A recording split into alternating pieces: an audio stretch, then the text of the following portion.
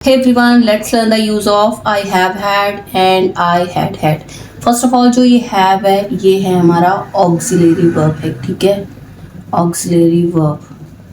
और you can also see that helping verb. Helping verb भी कहते हैं. When we talk about this had, past participle. या फिर आप कह सकते हो V3 मीन्स वर्ब की थर्ड फॉर्म. ये जो हैड है ये भी ऑक्सिलरी वर्ब है या फिर आप कहोगे हेल्पिंग वर्ब है, बोथ आर सेम. और ये जो हैड है ये है हमारा पास्ट पार्टिसिपल. और you can also say that verb की थर्ड फॉर्म है तो V3. अब दोनों में क्या यहाँ पे कनेक्शन है, यहाँ पे नीचे कर देती हूँ. जब भी हम यूज करते हैं आई हैव हैड, देखो ये टेंस कौन सा है, ये प्रेजेंट परफेक्ट टेंस है और ये पास्ट परफेक्ट. तो यहाँ पे दोनों में कनेक्शन क्या है. जब भी हम यूज करते हैं आई हैव हैड, इट मीन्स हम प्रेजेंट की बात कर रहे हैं लेकिन वो प्रेजेंट पास्ट से कहीं ना कहीं रिलेट कर रहा है. ओके, इट मीन्स जब भी हम यूज करेंगे आई हैव हैड, अगर हम ये टर्म यूज कर रहे हैं, it means a action happened in the past but still relevant to present. Still relevant to present.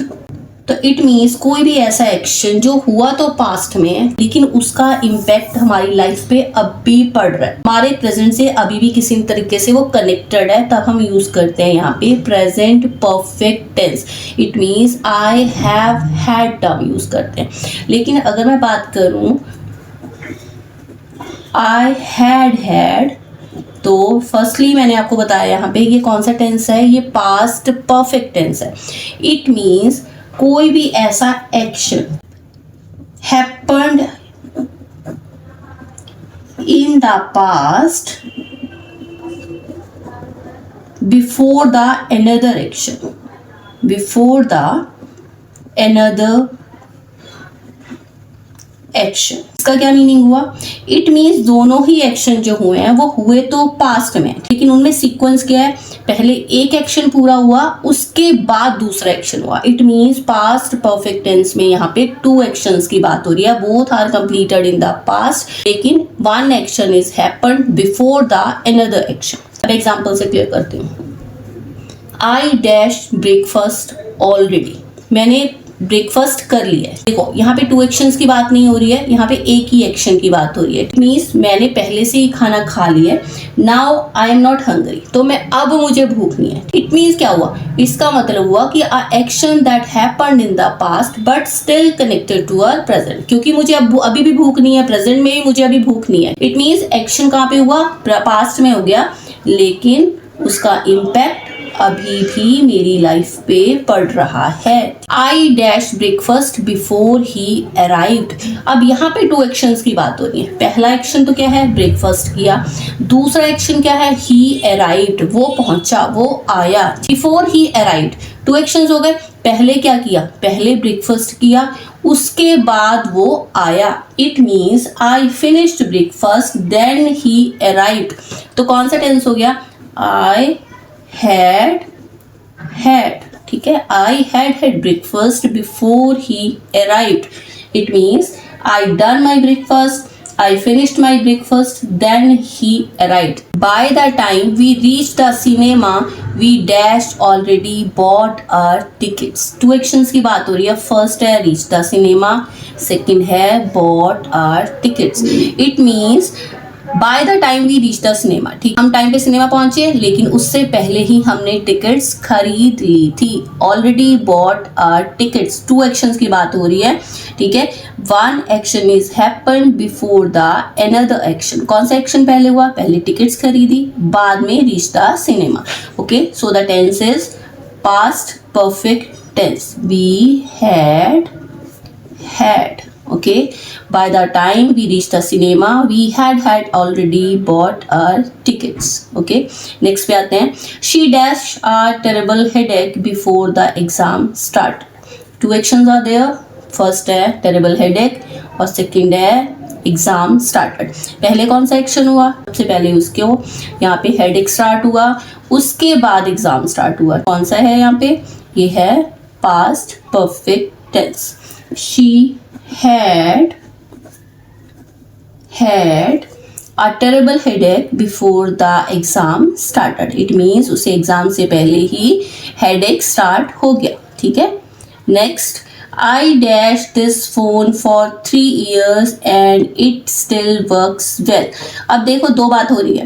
पहली बात, फोन अभी भी है, पोजीशन की बात हो रही है यहाँ पे. दूसरा, ये अभी भी काम कर रहा है. तो कौन सा टेंस है? देखो, फोन खरीदा तो पास्ट में था उसने, लेकिन प्रेजेंट से रिलेट कर रहा है क्योंकि ये अभी भी उसके पास है और अभी भी ये बहुत अच्छे से वर्क कर रहा है. ठीक, यहाँ पे एक्शन क्या है? What's the action? Having the phone. It means उसके पास फोन है. This is the action, okay? और ये अभी भी वर्क कर रहा है. Past से लिया गया था, अभी भी वर्क कर रहा है. It means a action that happened in the past but still relevant to present. Still connected to present. कौन सा tense हुआ? Present perfect tense. I have had this phone for 3 years. ठीक है, यहीं से पता चल रहा है पास्ट से लिया हुआ है. And still works well. Okay. I dash such a busy week that I need to rest this weekend. कौन सा टेंस है? देखो यहाँ पे क्या पता चल रहा है कि the week is not over yet. Week अभी भी चल रहा है. बिजी वीक की वजह से speaker feels tired now and needs rest.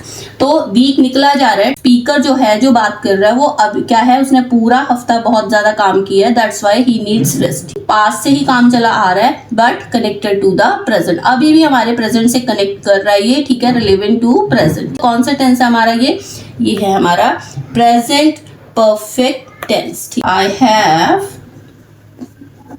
had such a busy week that I need to rest this weekend. It means मुझे वीकेंड पे रेस्ट करना पड़ेगा. ठीक है, वीक निकला जा रहा है, वीकेंड पे रेस्ट चाहिए. So the action happened in the past, still relevant to present, still connected to present. Okay, तो simple thing is जब भी हम have had यूज करते हैं तो has have according to the subject और verb की थर्ड फॉर्म. तो ये कौन सा टेंस है? Present perfect tense. लेकिन हमारी ऑक्सिलरी वर्ब, हेल्पिंग वर्ब अगर had है और हमारे पास यहाँ पे V3 है, इट मीन्स ये पास्ट परफेक्ट टेंस है. ओके, जब भी हम I have had यूज कर रहे हैं, means present perfect tense use कर रहे हैं.